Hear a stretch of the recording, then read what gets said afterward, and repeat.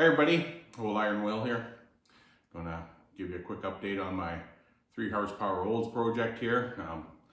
I think it's November 9th today. Finally getting back in the shop. Gonna start working on it. Give you a little tour, maybe what I've done already in the past.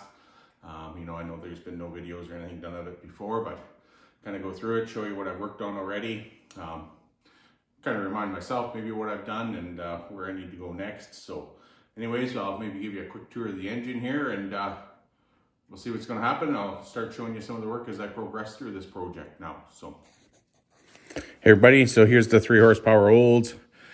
I have gotten the valve cages all done up. Did those in the past. Made new valves for it. Had to bush the valves out as well. I think I might have screwed up though. I might have cut my exhaust valve stem a little too short. So I'm gonna probably have to see what happens when I get a little closer to getting the rest of the linkages and everything like that hooked up, and the rocker arm and everything for the valve, make sure it's gonna operate and be in time properly. I did have to weld up the flange here for the throttle where the intake is for the fuel mixer and all that type of stuff. Unfortunately, the auction company had dumped this engine on its side and broke the fuel mixer off, so I did have to repair that. Do have the detent catch and everything like that. It's all been gone through. It's all ready to roll. So kind of got that part done. Piston's loose, so it was stuck when I first started with it. Again, the cam, everything like that's put back in it. And I'm just in the midst of cleaning parts and stuff like that. So I think today's project though is I'm going to try and make some skids for it and hopefully work on the fuel base. It's kind of down here. I've been doing some electrolysis to the inside of it. Still a little bit of rust on the inside. It's gotten to be below 0 here, freezing now. So kind of had to stop that.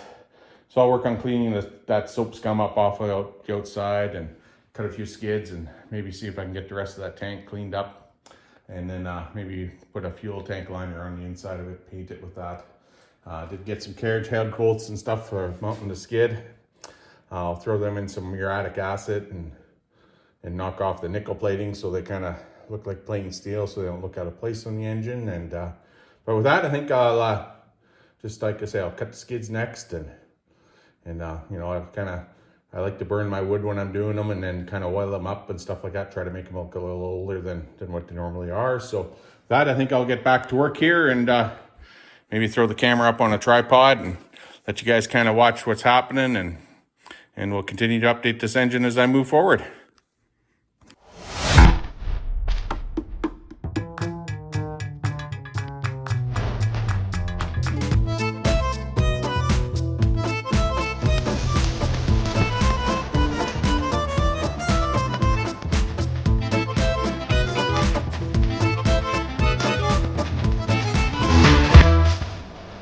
So what I really did there was I just cut a couple of board lengths for a couple of 2x8s there, 50 inches long for the skid for the 3 horsepower Olds.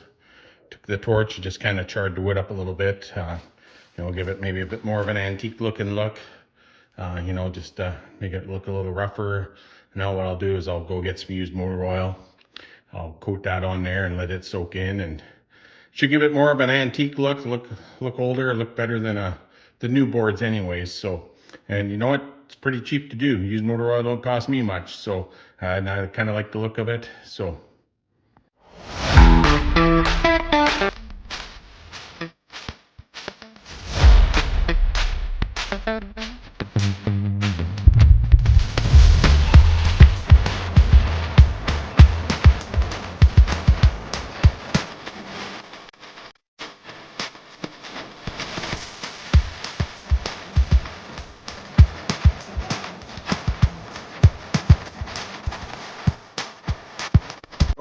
there we go, guys. That's I just threw a coat of used motor oil on there. I think it's some old DMO 1030 diesel motor oil out of the John Deere 1840.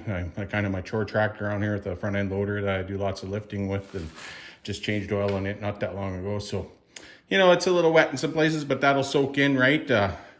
We'll look at her tomorrow and see if I think it needs a second coat or not. Quite often you can get away with only one, and I say just the first charring of the wood just kind of helps darken everything up, and then the used motor oil just kind of helps protect the wood, and I think it kind of gives it that old look that I'm kind of looking for in the with the doing this with on engines and stuff like that, right? So anyways, that's kind of what I do with this, and just another little step. And let me know what you guys do. Like, what do you guys do for skids? I know some guys do some real nice jobs on some presentation bases and stuff like that. I'm nowhere near that.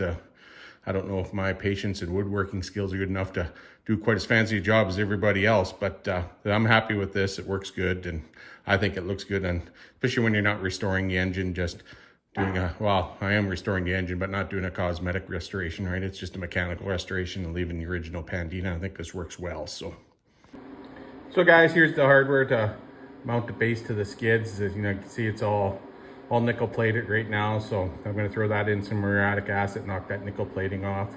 You know, kind of make them look more period correct to the engine and stuff like that. So this is what you know, whenever you're messing with muriatic acid, you definitely want to do it somewhere where it's well ventilated. That stuff will burn your lungs pretty quick. So I definitely do it outside and rinse everything off with water and give it an air dry. But I'll come back and I'll show you what it looks like after. There you go, guys. That kind of shows what throwing those carriage head bolts and those nuts into the muriatic acid, what it does to it. You can definitely see on that carriage head bolt there how much difference it looks. The shininess has gone off them. Now it's just bare steel now. So like I say, but you got to be very careful. That muriatic acid, it is an acid, so it'll burn your skin very hard on your lungs if you breathe the vapors in. So just if you're going to do that, just be very careful. Hey guys, so just a quick update in the 3 horsepower olds. I've cleaned out the base of the fuel tank here. Just got to give it a quick vacuum. I'm going to paint a fuel coat sealer on there, a red coat. I'm just going to put a layer of that on there to hopefully prevent it from rusting anymore. Got a heat lamp in there, just warming it up here right now. So I was also drying it out from the electrolysis and stuff like that. So just a quick update.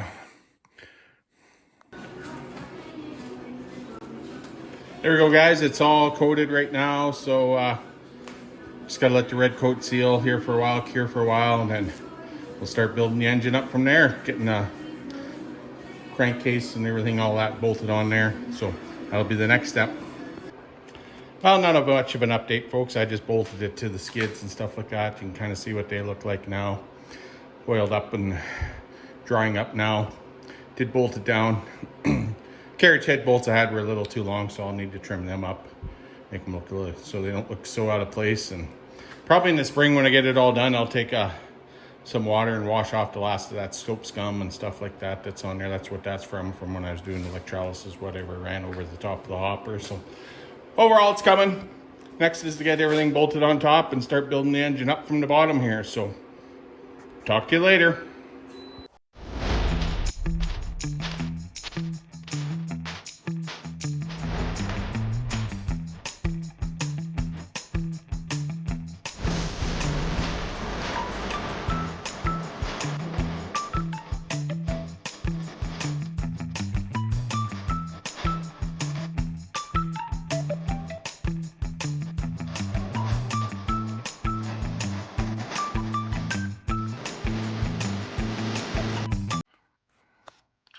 So the progress on the old 3 horsepower so far, you can see I've got it mounted on the base now, the fuel tank base.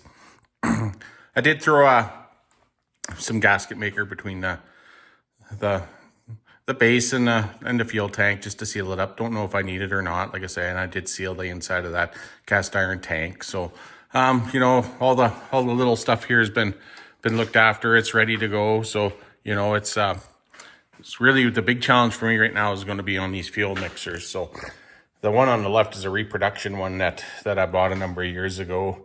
The one on the right is the one that came with this engine. So the interior, the guts of the original one here were just absolutely terrible. So you know, I think if I can pull this out of here and show you a little bit, right? Like there's your choke and all that in there, the actual tube for the and the needle and seat and all that was absolutely destroyed it trying to get everything loose. So I'm going to have to make a new one for that. Hopefully I can use the reproduction one here as a pattern as to what I need to make and everything. So that's my hope anyways. So, but it is coming, you know, it's starting to look like something.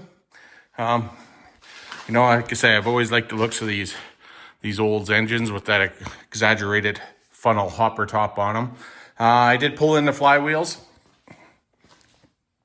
So they were sitting outside, so I can't really do much with them quite yet. Like I say, it's chillier out here, so I'll let them warm up for a day or so, a day or two, and maybe start loosening them up. It's going to take a little work to get those journals cleaned up and get that governor linkage all loosened up and everything like that. They're pretty big flywheels for a 3 horsepower engine. Just threw a tape on them a minute ago there. 28-inch diameter, 1 3/4 wide on the face. So, you know, that's they're a big. That's, I think, what's part of the attraction with these engines to me is those you know, oversized flywheels and everything like that. They really look good. Maybe get it out from behind the garbage there.